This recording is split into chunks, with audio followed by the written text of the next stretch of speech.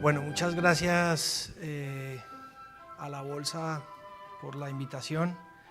Para mí es muy grato volver a visitarlos. Ya hace tal vez un año, un poquito más, estuve aquí en una misión con el Banco Mundial con el objetivo, digamos, de dar algunos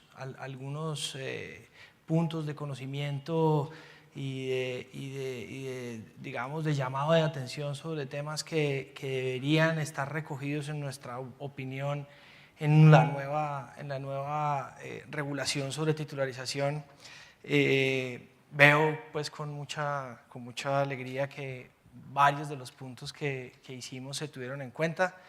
Y como ustedes entenderán, digamos, de mi experiencia como regulador en Colombia, yo creo que lo importante es expedir estos reglamentos. Estos reglamentos no necesariamente quedan escritos en piedra. Por supuesto tendrán modificaciones en el futuro. No hay una regla exclusiva y estricta de funcionamiento para todos los países. Las particularidades de cada país hacen que unas cosas funcionen bien en unos sitios y en otros no.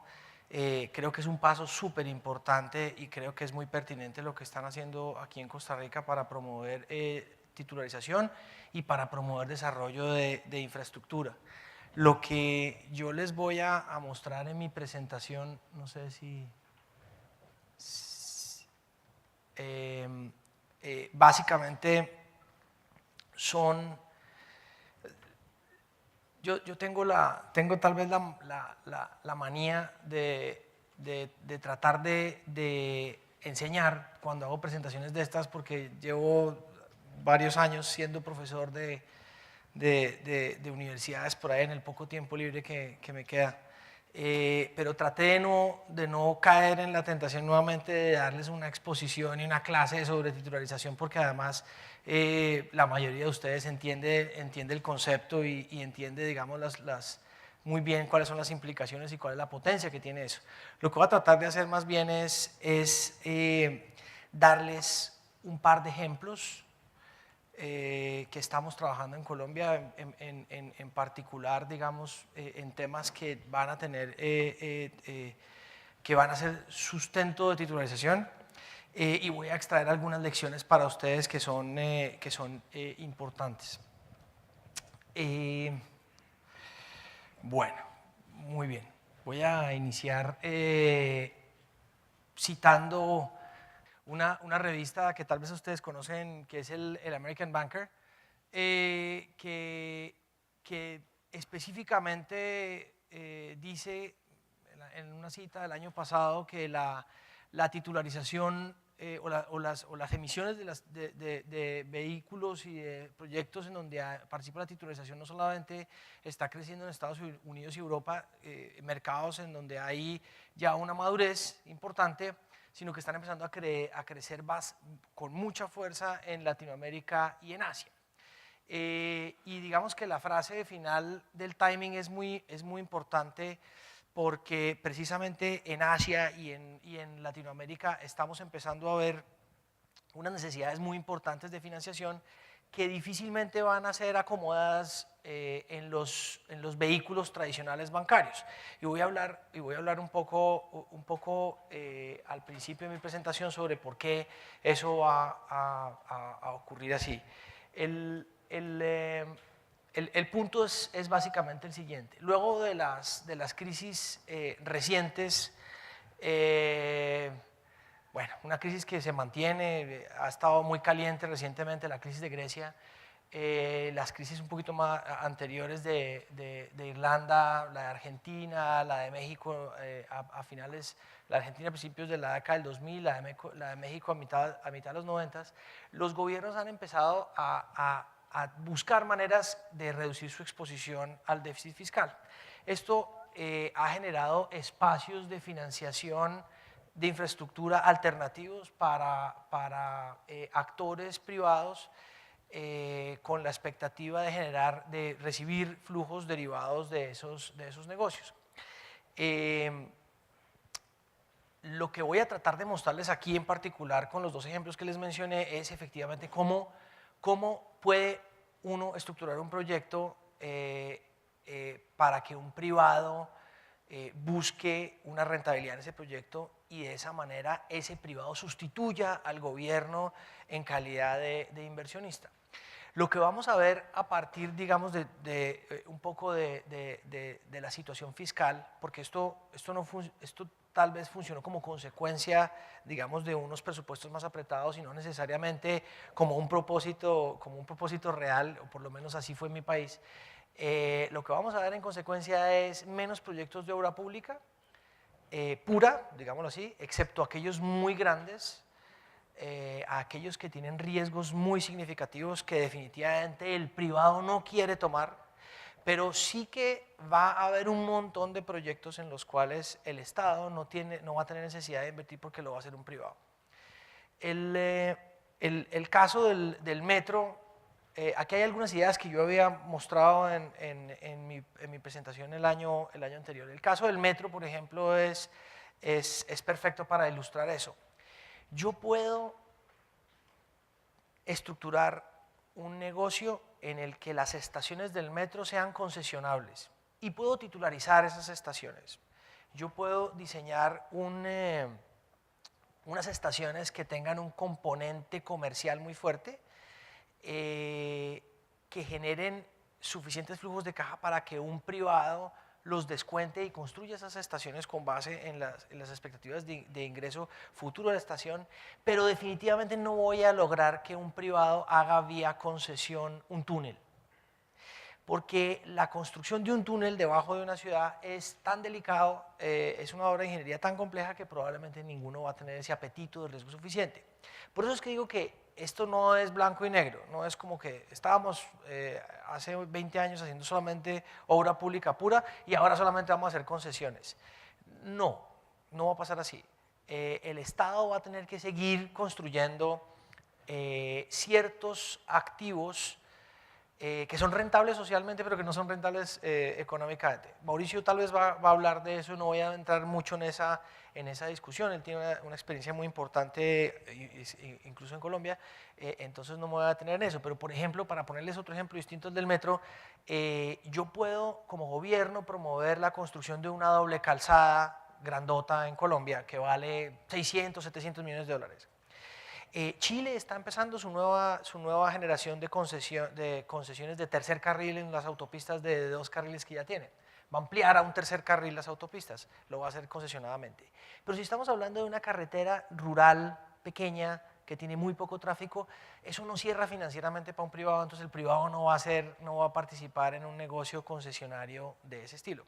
Ese es el punto, digamos, que quiero resaltar sobre la participación del gobierno de esa manera. Esta simplemente es una gráfica que ya había mostrado acá para que ustedes entiendan la importancia que tiene para el desarrollo de infraestructura en Centroamérica. Por supuesto, es absolutamente válida para toda Latinoamérica. Que, digamos, hay restricciones fiscales, todas las tenemos, peor hoy en día, incluso Colombia está sufriendo un poquito con eso porque después del commodity boom, en donde teníamos precios de petróleo a 100 y ahora se nos cayó al 50, pues entonces estamos un poco, como decimos coloquialmente en Colombia, pasando aceite, porque digamos, se nos apretó el presupuesto fiscal y tenemos unas necesidades importantísimas de infraestructura. No hemos empezado a construir la primera de la cuarta generación de concesiones, vamos bien, Mauricio les va a hablar de eso, pero todavía se demora un poquito. Nos hace falta, hemos mejorado en puertos, hemos mejorado en aeropuertos, pero todavía no estamos a nivel, digamos, al nivel top que quisiéramos, entonces la restricción fiscal va a ser muy fuerte y va a generar unos espacios enormes para el sector privado. Seguramente va a pasar lo mismo aquí en Costa Rica con el nuevo marco de operación. En un inicio, voy a contarles por qué esto surgió de rebote, esto no fue, digámoslo, A propósito, la financiación de proyectos era desarrollada por los bancos por la eficiencia que tienen los bancos en la asignación de riesgos. Ese financiamiento inicialmente se hacía al sponsor del proyecto, digamos al grupo promotor, al grupo concesionario, al grupo concesionario sí, no al proyecto como tal, y de ahí la diferencia importante que hay hoy en día entre la financiación, el corporate finance y el project finance. Ahorita vamos a ver un poco más eso en detalle, pero digamos que la financiación se hacía al balance de unas empresas. El banco miraba el balance de esas empresas y decía, estas empresas son empresas solventes, yo les voy a prestar un dinero.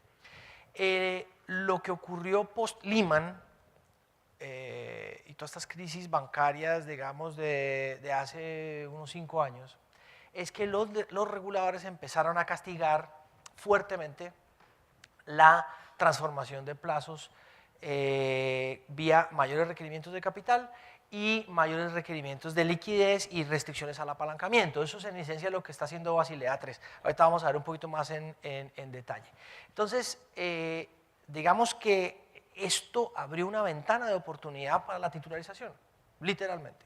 Porque como ya no tenemos forma de ver bancos quedándose con estos créditos de muy largo plazo en su balance, o al menos no todos, porque los que lo tengan van a tener que tener unas pilas de capital gigantes y una liquidez muy importante. Lo que vamos a ver es que van a empezar a descargar esos proyectos en el mercado de capitales, en instrumentos como la titularización. Ahí vamos a ver fondos de pensiones, fondos de inversión de largo plazo, aseguradoras agresivamente entrando en esos vehículos de titularización en tramos senior. Eso lo voy a explicar un poco más adelante, pero en tramos muy seguros en donde no está realmente el riesgo concesionario. El riesgo concesionario va a quedar en los tramos subordinados o en los tramos de equity. Voy a hablar un poco más de eso más adelante. Este es el vehículo estándar de financiación corporativa. Este es el sponsor, digamos, que hace, el grupo promotor que hace la carretera, que hace el metro, que hace cualquier obra de infraestructura, un aeropuerto. El sector financiero recibe una garantía de ese sponsor y le presta al vehículo que va a construir, pero con garantía del sponsor, ¿verdad? Y todo eso va a una fiducia en garantía, a un vehículo de propósito exclusivo que es el que va a cuidar esos recursos, que va a recibir no solamente los recursos de crédito para pagar el CAPEX, digamos, el Capital Expenditure de la obra de infraestructura, sino además todos los derechos económicos derivados de la construcción de esta infraestructura que van a quedar ahí en el vehículo. Uno de los puntos de la regulación que yo vi que quedó en la nueva norma, que me parece muy importante, es esto, digamos, es como el papel que tiene ese vehículo de propósito específico dentro de la figura. Esto es muy importante. Es el centro de todo esto, el hecho de que eso esté protegido de los inversionistas, de los sponsors, de aspectos legales y tal, es fundamental para que la titularización funcione bien en Costa Rica. Hay un aspecto que nosotros, en lo cual nosotros fuimos un poquito críticos, pero es posible que tenga manejo, que era el tema, ahí me está haciendo cara Patricia de que yo fui muy incisivo en eso, es el tema de que los bancos manejen esos patrimonios autónomos. Eso puede llevar a algún conflicto de interés, pero se puede manejar. Eso tampoco es grave. Lo importante es que ustedes mantengan en el radar siempre que el centro de todo esto es el vehículo de propósito exclusivo. Yo voy a lograr inversionistas meterse 20 y 30 años en una concesión en cualquier forma, sea titularización, sea compra de bonos de infraestructura, lo que sea, si esos vehículos son percibidos por el mercado como unos vehículos sagrados, que son absolutamente intocables. Si no genero esa tranquilidad en el mercado, no hice nada, porque no voy a generar la tranquilidad para que esos inversionistas de largo plazo efectivamente entren a largo plazo. Ese es, digamos, el gran avance, yo creo que tiene la regulación, la nueva regulación que ustedes expidieron, y eso, y seguramente ustedes mismos seguirán empoderando ese vehículo de propósito exclusivo como tema central en todo este desarrollo de financiación estructurada. Ahora, ¿qué diferencia existe entre el corporate finance y el project finance? Es muy sencillo, yo banco no le estoy prestando al sponsor, sino que le estoy prestando al vehículo. Voy directamente al vehículo y tomo como garantía de mi crédito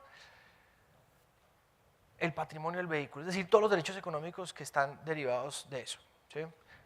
Con los derechos económicos, voy a hacer esa aclaración, seguramente ustedes lo tienen claro, son, no sé, los peajes que va a poder cobrar la carretera, esta carretera durante los próximos 25 o 30 años, ¿cierto?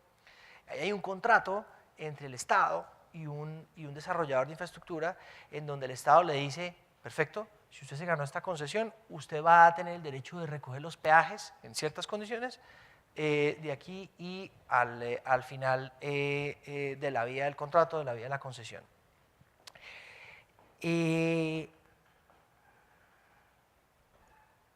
Un punto muy importante que seguramente mencionará Mauricio es que esos contratos tienen unas condiciones hoy en día, por lo menos en Colombia, que son muy estrictos. Y es algo en lo que ustedes de pronto, no sé si han pensado, pero de pronto vale la pena que piensen, y es en qué condiciones permito yo al sponsor, al desarrollador de la infraestructura, acceder a esos recursos de peajes. La nueva ley en Colombia fue muy estricta en señalar que esos recursos son intocables hasta que la infraestructura no esté operable. ¿Eso qué quiere decir? Que solamente hasta que yo demuestre que la infraestructura es factible ser usada, por lo menos en unos tramos que hemos denominado unidades funcionales, los recursos de ese patrimonio no se pueden tocar. Entonces, fíjense que esto vuelve al punto de la criticidad, digamos, del tema del patrimonio. El patrimonio va a ser el garante de que efectivamente no haya posibilidad de usar esos recursos sin que se cumplan las condiciones establecidas en la ley o en el mismo contrato con la nación. Bueno.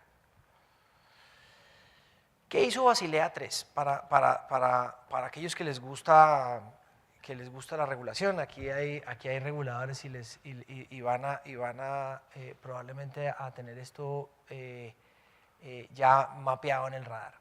Basilea III lo que hizo fue pedir más capital y medidas contracíclicas, en esencia, y cambiar y buscar un capital de mayor calidad. Ahorita voy a mencionar un poco cuál fue ese impacto de Basilea III en Colombia. Hay una norma relativamente reciente que le pegó muy duro sobre todo al Tier 1 de capital, al capital básico. Por otro lado, puso unas restricciones de liquidez muy fuertes para los bancos.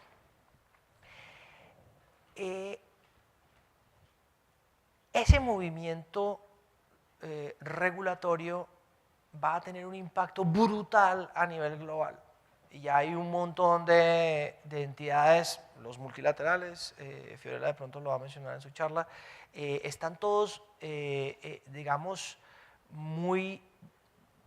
están haciendo análisis muy cautos sobre lo que debería ocurrir en el contexto bancario este cambio regulatorio. ¿Por qué?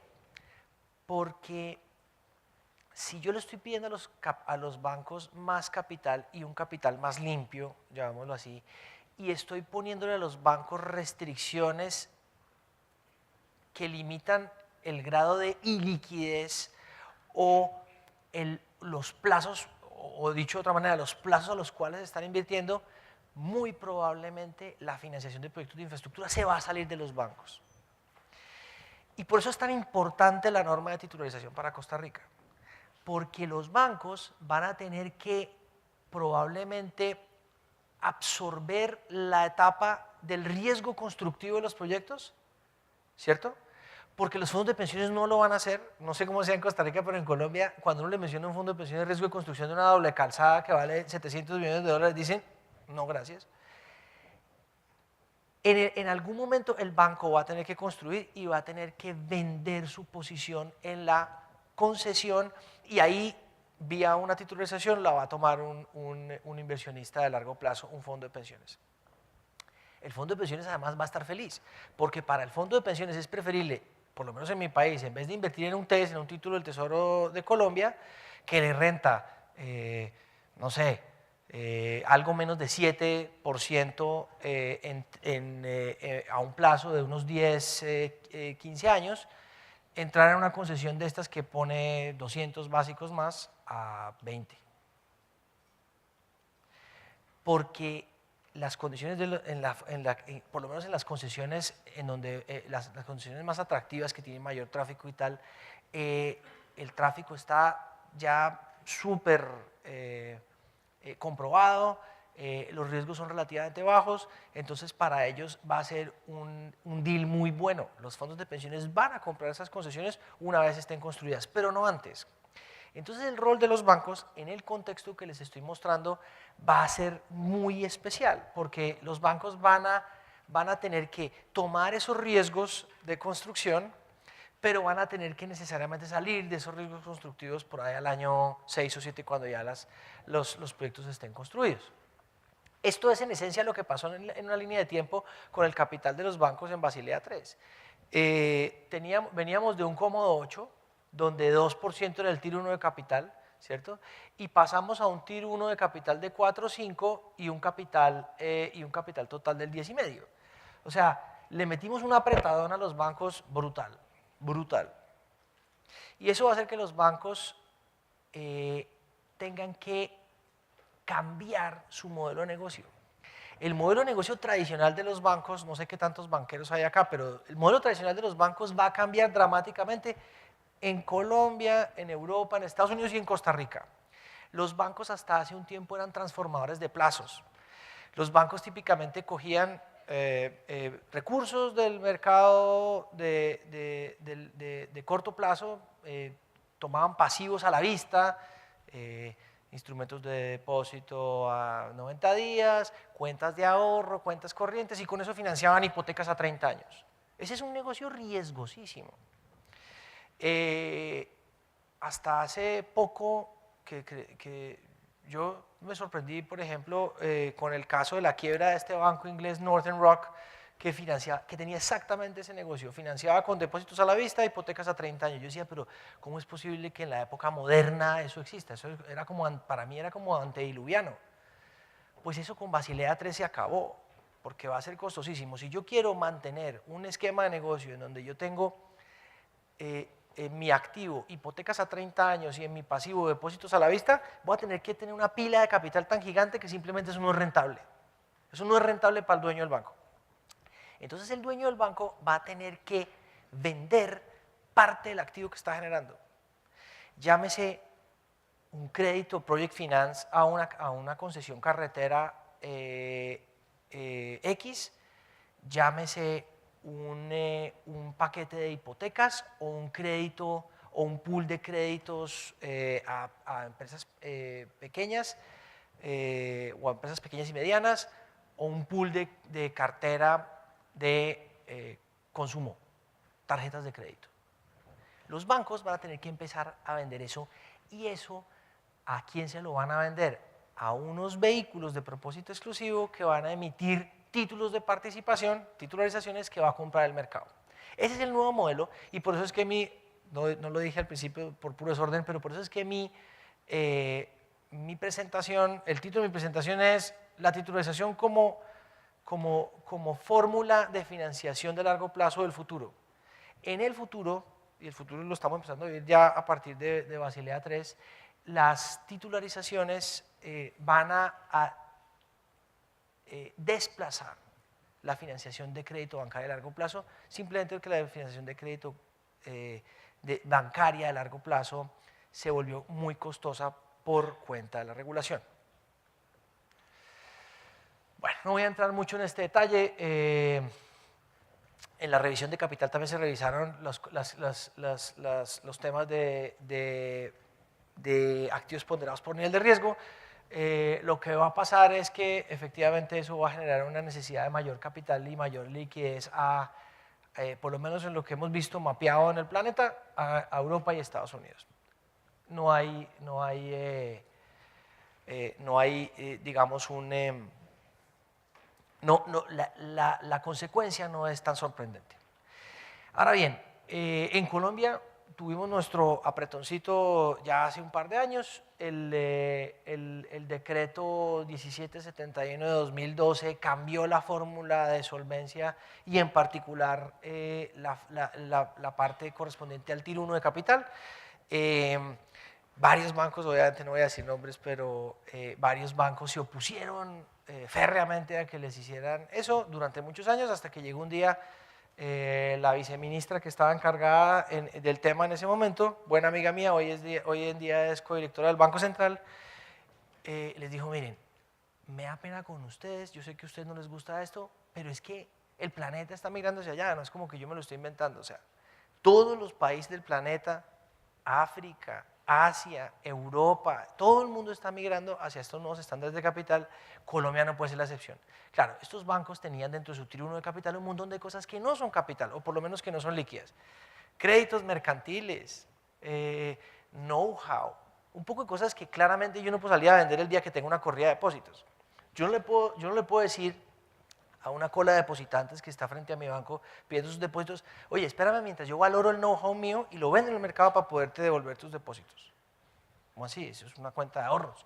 ¿Cómo así no me vas a devolver? Eso no puede pasar. Entonces, listo. Superada la discusión, les limpiaron el Tier 1 de capital. La consecuencia fue un impacto, digamos, obviamente en la solvencia del mercado. Esta era una solvencia que se estimó en 2012 tal vez, donde el mercado más o menos decía que la solvencia iba a caer en unos 200 básicos y efectivamente cayó más o menos en unos 200 básicos. Hoy en día estamos en niveles de, más o menos estamos en unos niveles del 12% de solvencia y el Tier 1 de capital está bien por encima, digamos, del límite, pero estaría más o menos en niveles del 10. Ahora, ¿qué es lo que ocurre en estas condiciones, digamos, esta nueva condición para los bancos? ¿Qué es lo que pasa con los bancos en esta condición? Que si yo quiero seguir creciendo mi activo a los niveles que estaba creciendo en años anteriores, es decir, si yo quiero seguir generando cartera y más en un contexto donde yo voy a tener que financiar, por ejemplo, créditos de infraestructura muy grandes, carreteras doble calzadas de 600, 700 millones de dólares, yo voy a tener que tomar uno de dos caminos, o voy a tener que poner más capital y eso tiene un límite, voy a tener que salir a hacer capitalizaciones de mi banco, o número dos, voy a tener que vender parte de esa cartera. Y esa es la apuesta de la titularización. La apuesta de la titularización es, en esencia, buscar, y ese es el segundo, es la segunda recomendación muy importante para ustedes, es buscar que se genere una fuente estable y permanente de activo subyacente para las titularizaciones. ¿Por qué eso es tan importante? Y aquí voy a hablar de algo que ocurrió en Colombia con el tema de la titularización, específicamente la titularización hipotecaria. Durante muchos años, la titularizadora colombiana, seguramente ustedes la oyeron, la han oído mencionar muchas veces, fue un vehículo de titularización muy exitoso. Pero fue muy exitoso porque tenía una exención tributaria. Como siempre, en nuestros países, el gobierno trata de tributariamente incentivar el desarrollo de negocios y efectivamente fue muy potente, digamos, el efecto sobre la titularización y sobre el incentivo de titularizar para los bancos. ¿Por qué? Porque los títulos emitidos en titularizaciones hipotecarias nacieron con esa exención tributaria, entonces los bancos tenían el incentivo a vender cartera a la titularizadora, que era un activo gravable, digámoslo así, y comprar títulos de vuelta, un activo no gravable, ¿sí? Porque tenía esa exención tributaria. Para los fondos de pensiones que nacieron también con una exención tributaria, porque son ahorradores de largo plazo y tal, pues obviamente el negocio no era interesante porque ellos ya, el precio no les servía porque ellos ya tenían metida esa exención tributaria en su balance. Entonces, durante el periodo en que del boom de la titularización hipotecaria en Colombia, todos compraban menos los fondos de pensiones. Entonces hacíamos unos foros gigantes para ver cómo hacer para que los fondos de pensiones compraran las titularizaciones hipotecarias. Los fondos de pensiones levantaban la mano y decían, quiten la exención, y yo empiezo a comprar. Quitamos la exención y empezaron a comprar, pero fue en un momento en que los bancos tenían un exceso de capital porque las normas de solvencia no eran suficientemente estrictas, ¿sí?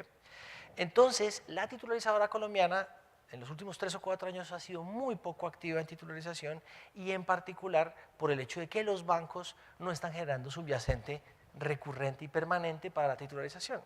Eso es algo en lo que ustedes tienen que pensar muchísimo porque uno puede tener un vehículo muy bonito, con su ¿no? propósito exclusivo, limpio, todas las normas perfectas para que entren todos los actores y tal, pero si el subyacente no se genera recurrentemente, no funciona. ¿Listo? No funciona.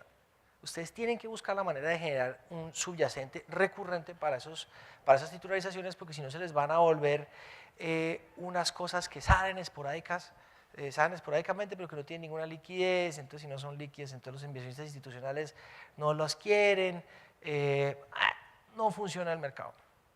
Entonces, yo creo que esta condición que estamos viendo post-Lehman, post-Basilea III de restricciones, digamos, a la toma de riesgo en los bancos de largo plazo, va a generar algún incentivo para que haya un subyacente recurrente. El año pasado yo estuve hablando mucho eso con la titularizadora colombiana. Ellos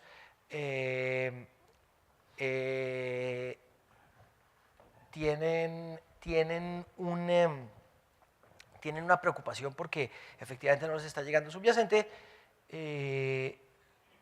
Nosotros les dijimos, no hay subyacente porque el capital está todavía muy holgado. Cuando se empiece a apretar el capital van a tener que vender parte de subyacente porque no van a tener de subyacente que van a recibir las titularizaciones porque no van a tener no van a tener capital suficiente o acceso a más capitalizaciones de manera frecuente para poder absorber esos riesgos. Si uno mira lo que ha pasado en Colombia con la cartera creció, claro, commodity boom, eso le pasó, seguramente le ha pasado también a Costa Rica, a toda Latinoamérica le pasó lo mismo. Durante el commodity boom los bancos empiezan a intermediar mucho y empiezan a generar un montón de cartera.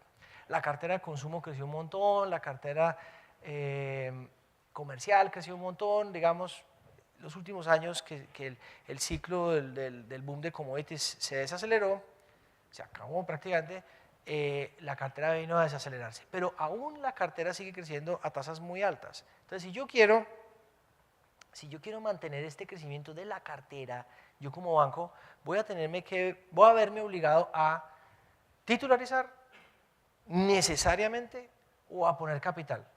Pero poner capital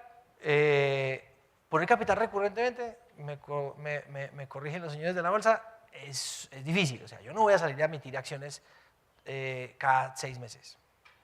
Entonces voy a tener que buscar una manera alternativa de descargar ese riesgo en el mercado.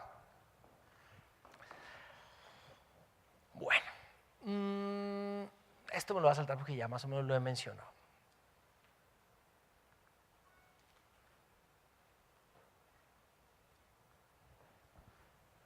Lo que nosotros hemos estimado en algunos ejercicios que hemos hecho recientemente es que a los bancos les queda por ahí 1 año y medio en Colombia para que empiecen a vender cartera.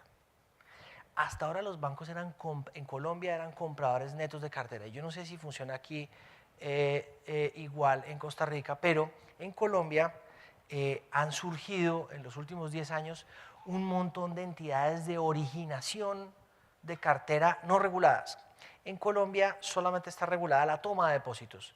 Es decir, los bancos son regulados en tanto toman depósitos para colocarlos en créditos. Pero si yo estoy prestando con recursos propios, yo no soy regulado. Así, ese modelo es relativamente común en América Latina, hay un par de países que recuerdo que no. Entonces el punto es que los originadores privados que originan con recursos propios han montado procesos, fábricas de originación de créditos con estándares incluso muy buenos que servían para generar cartera que compraban los bancos. Los bancos compraban esa cartera y la tenían metida en su balance fondeándola con depósitos. Lo que vamos a ver, y seguramente va a pasar aquí en Costa Rica en algún momento, no sé si en el curso de los próximos 2 años, pero va a pasar, es que los bancos van a empezar a volverse vendedores netos de cartera.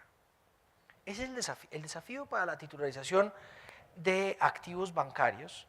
De nuevo, eso puede ser créditos de project finance a carreteras, o pueden ser créditos hipotecarios, o puede ser cartera de consumo de tarjetas de crédito, lo que sea.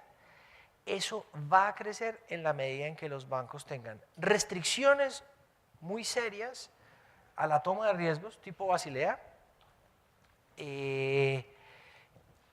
y pues que el vehículo que digamos permite la ley esté muy bien definido, proteja muy bien a los inversionistas, tenga mucha claridad sobre cómo se manejan los conflictos de interés, todo eso que ustedes ya saben. Bueno, voy a saltarme unos ejercicios que hice para Colombia,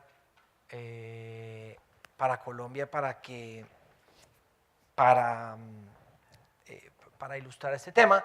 Lo único que voy a mencionar ahí es que, o resaltar ahí, ya lo dije hace unos minutos, es que a Colombia le quedan 1 año y medio con el capital que tiene para sostener la tasa de crecimiento de los activos que vimos en los años anteriores.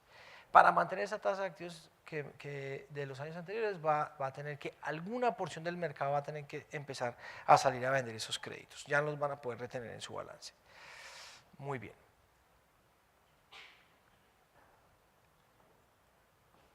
Nosotros en Colombia tenemos, afortunadamente, un vehículo de titularización, 2 vehículos de titularización que están perfectamente bien definidos, que incluso han sido referentes en la región. Yo sé que el Banco Mundial, el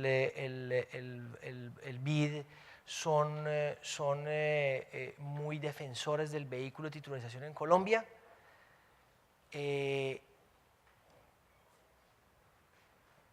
La pregunta que les queda a ustedes es, ¿el vehículo en Costa Rica está listo? Porque cuando esto llegue, esto tiene una inercia que no para. Entonces, ustedes tienen que hacerse la pregunta de si efectivamente todo está en regla y en perfectas condiciones, porque esto, cuando toma inercia, ya no hay quien lo pare. Y después, si uno tiene mal armadas esas titularizaciones, lo que puede generar es problemas sistémicos y cosas de esas de riesgo que uno no quiere, ¿sí? La crisis de Lima nos dejó un montón de lecciones al respecto. Yo cuando doy clase en la universidad de este tema, enseño, digamos, las estructuras más básicas y tal. Y una vez un estudiante hace poco me preguntó y me dijo, bueno, ¿y qué pasó? Me dijo, ¿yo puedo hacer una titularización de una titularización? Y yo le dije, sí, claro.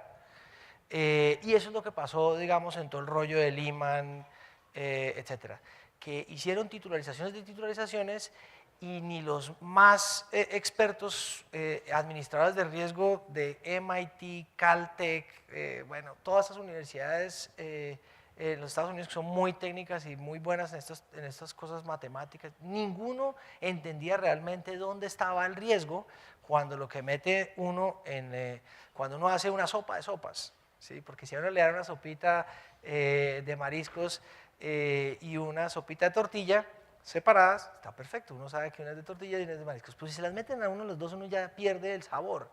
Uno dice, bueno, pero esto es rarísimo porque parece mexicana, pero tiene mariscos.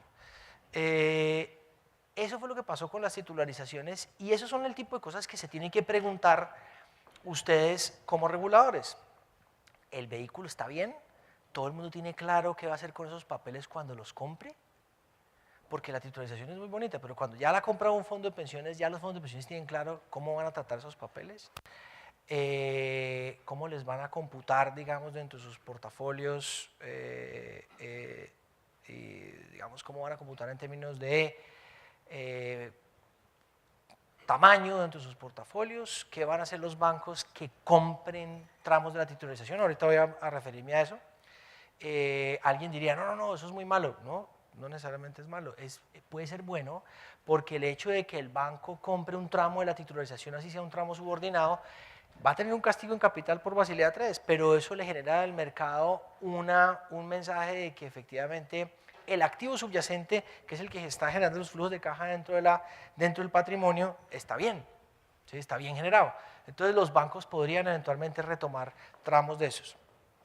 Yo creo que es una pregunta muy importante para ustedes como mercado, como gobierno, como reguladores, si efectivamente todo está listo o si no falta nada, porque una vez que esto tome inercia, crece muy rápido y probablemente va a generar unos desafíos importantes de regulación, de supervisión, si no está muy bien, todo está muy bien armado. Bueno, ¿cuántos colombianos hay acá? Bueno, eso está bien. Porque voy a contarles 2 secretos. Y yo dije, bueno, que mis socios me van a regañar si esto se filtra en Colombia, pero yo creo que esto no, les voy a pedir el favor de que no salga de Costa Rica. ¿Listo? Son 2 negocios en los que nosotros estamos trabajando de estructuración vía titularización, para que ustedes entiendan bien cuál es el desafío, digamos, y qué es lo que uno hace cuando se enfrenta a un tema de estos. El primero es una nueva titularizadora en Colombia. Estamos montando con un grupo de inversionistas una nueva titularizadora.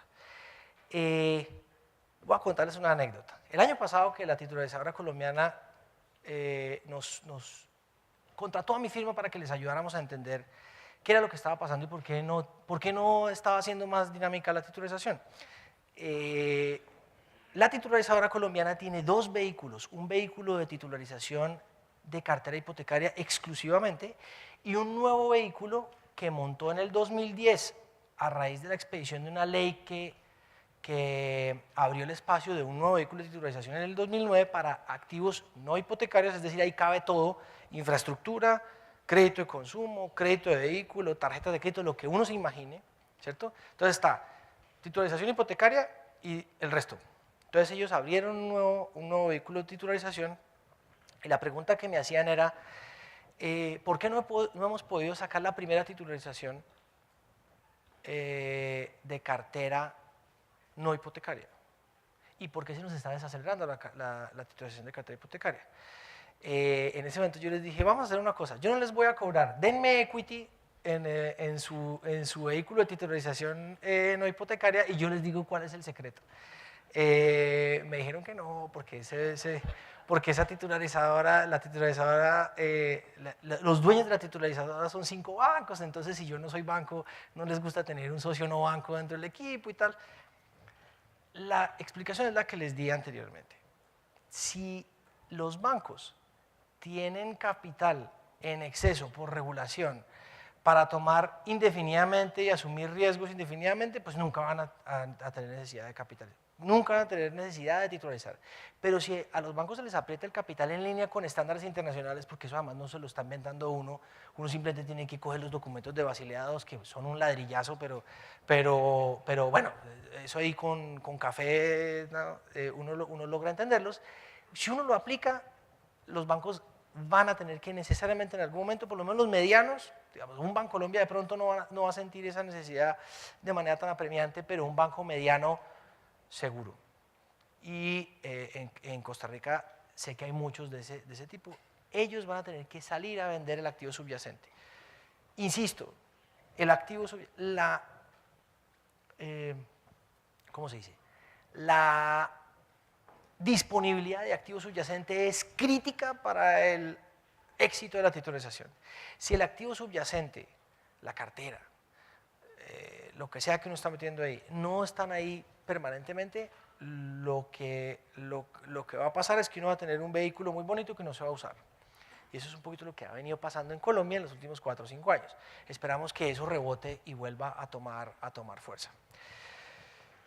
Bueno, el primero de los negocios, entonces, que les quería contar es una titularizadora. Ahí hay unos slides en inglés, yo les pido disculpas por no haberlos traducido. Los tenemos así porque esto simplemente lo estamos discutiendo con un grupo de inversionistas en Nueva York, entonces, pues, está en inglés. ¿Qué es lo que estamos haciendo? Estamos montando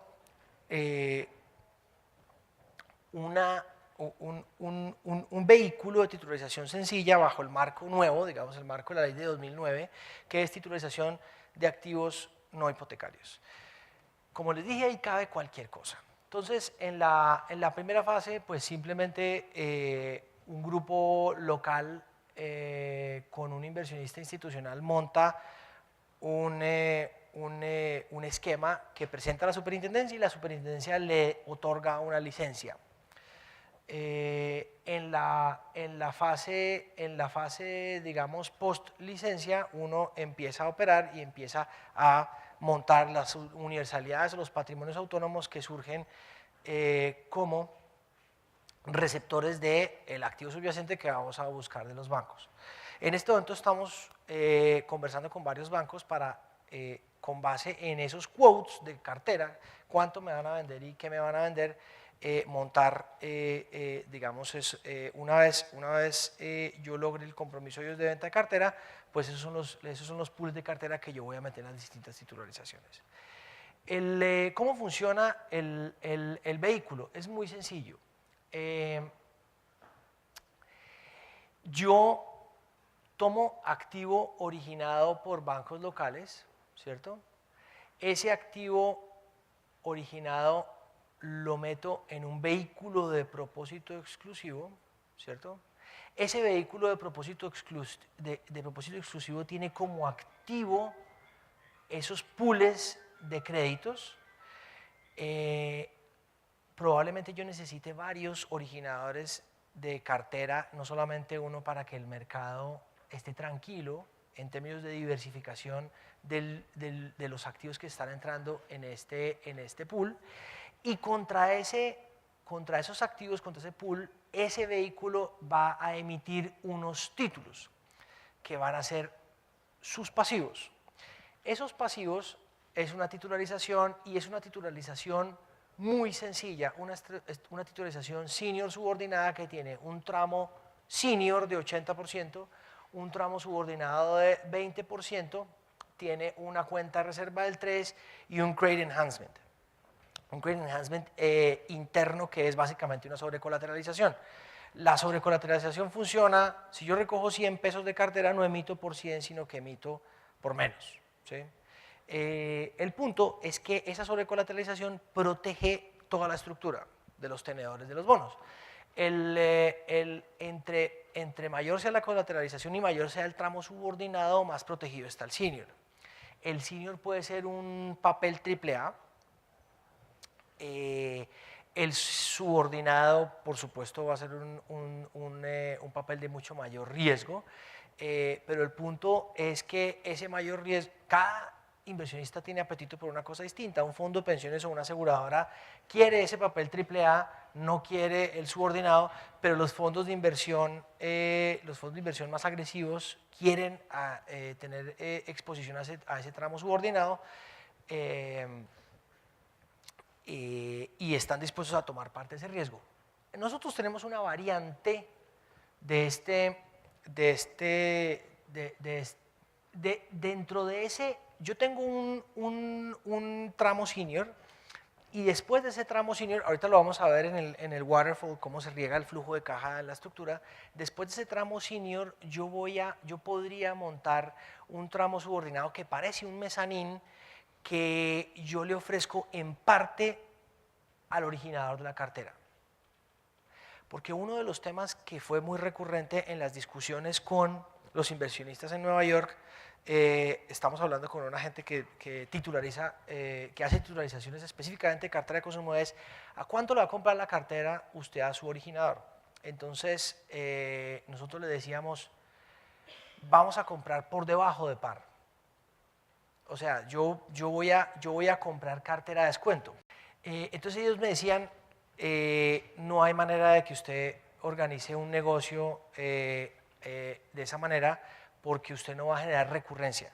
Pues la forma de corregir eso es ofreciéndole un tramo mezanín al banco en donde tiene, si yo le compro cartera a 95, por ejemplo, y le ofrezco un mezanín que si la cartera, el subyacente se comporta bien, le ofrece 10 más, termino pues comprando la cartera a 105, entonces para él es un buen negocio. Entonces uno logra con esa estructura dos cosas. Uno, un mejor riesgo del activo subyacente y número dos,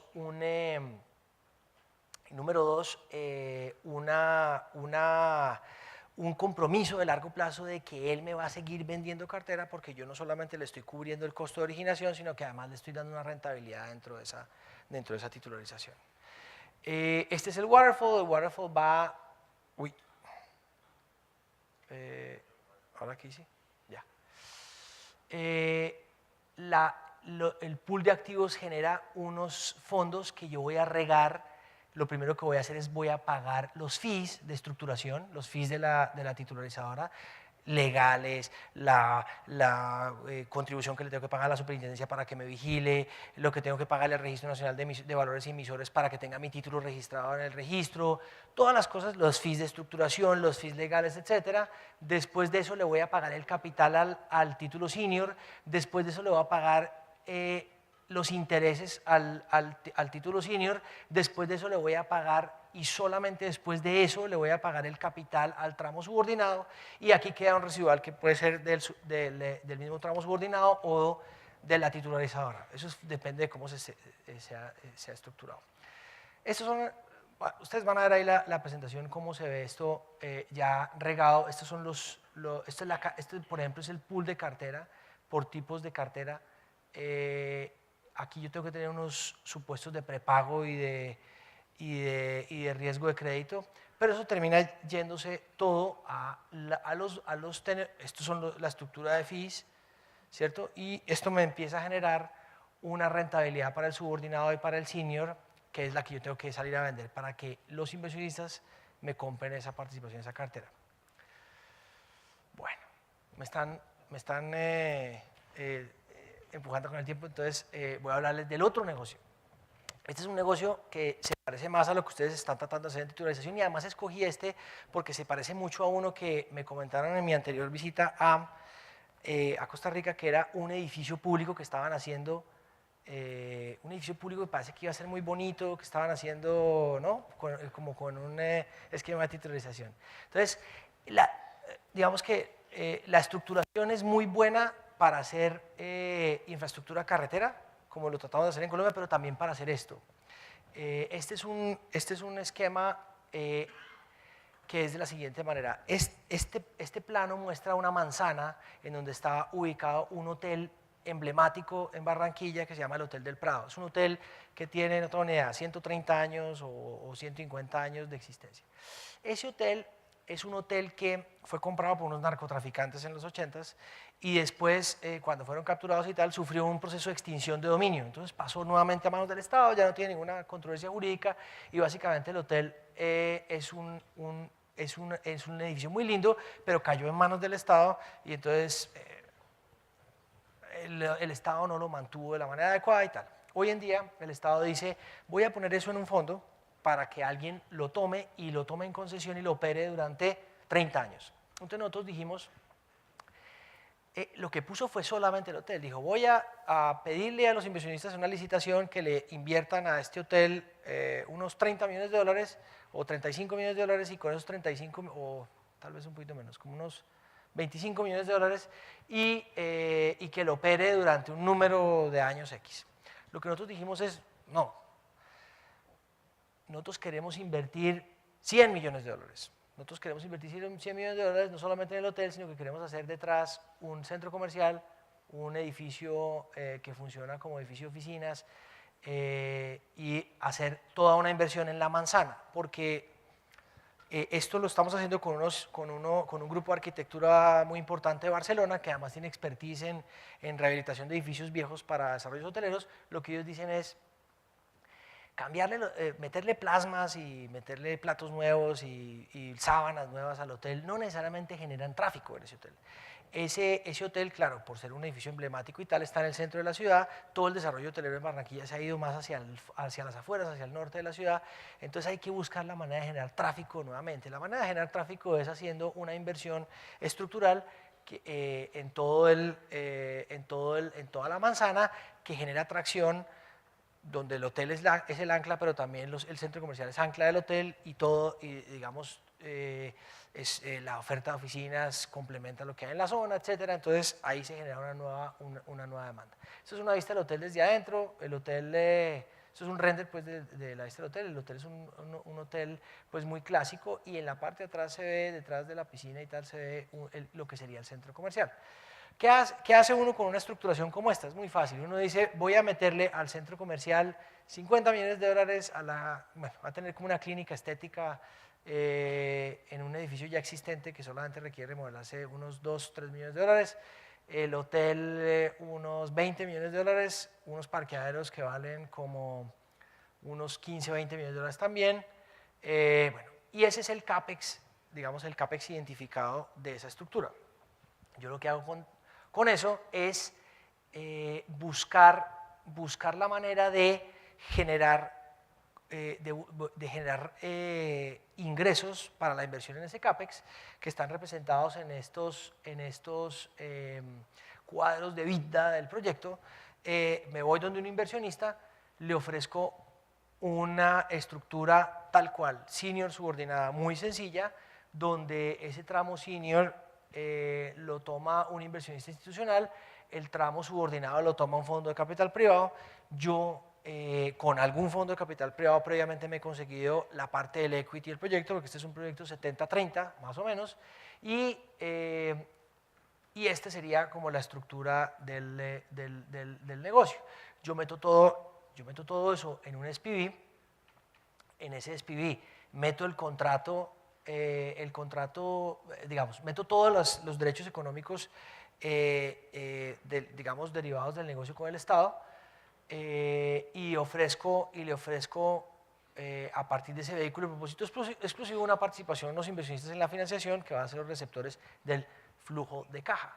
Ese flujo de caja se riega igualito que en el caso de la titularización que les mostré anteriormente. Es exactamente lo mismo. De hecho, yo aquí puedo meter lo que yo me imagine. Yo puedo meter ahí cartera de un banco, puedo meter un hotel y un centro comercial, puedo meter los peajes de una carretera, puedo meter lo que yo quiera estructurar y vender a un inversionista. La clave es que eso vaya a un vehículo de propósito exclusivo muy bien protegido, muy bien reglado, y de ahí surjan los ingresos que van a regarse sobre toda la estructura de titularización. Corrí un poco al final, pero después podrán ver detalles en mi presentación, y si tienen preguntas a lo largo del día seguramente las podremos resolver. Muchas gracias.